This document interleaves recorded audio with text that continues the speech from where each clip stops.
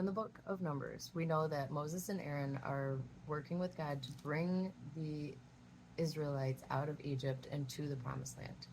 Now, Moses is frustrated with this group of people because they have continuously throughout the whole journey made it difficult. They've complained at every turn. Anytime it gets hard, they all come against him, and it's happened many times up until this point, right? So in Numbers chapter 20, basically the people complain again and they're thirsty and they're like, did God bring us out to this wilderness to die? So Moses speaks to the Lord, and God tells him, take the rod and gather the assembly together, thou and Aaron thy brother, and speak unto the rock before their eyes, and it shall give forth his water. And thou shalt bring forth to them water out of the rock. So they shall give the congregation and their beasts to drink, right?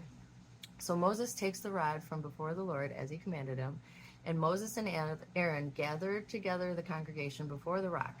And Moses said unto them, hear now, you rebels, must we fetch water out of this rock?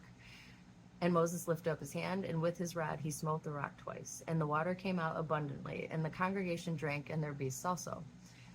Then, though, the Lord speaks to Moses and Aaron, and because he says, you believed me not, to sanctify me in the eyes of the children of Israel, therefore ye shall not bring this congregation into the land which I have given them.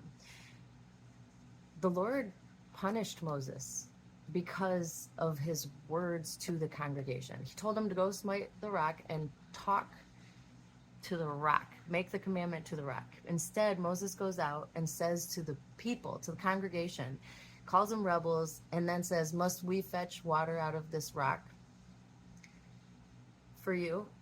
And in that, God is saying, you didn't give me the glory and you didn't obey. You took your anger and you made it about you. It's important that we are glorifying God and that we are doing what he asks in the way that he asks us to do it. We have to remember to sanctify the Lord, either on big stages or in small instances in our lives. Give God the glory.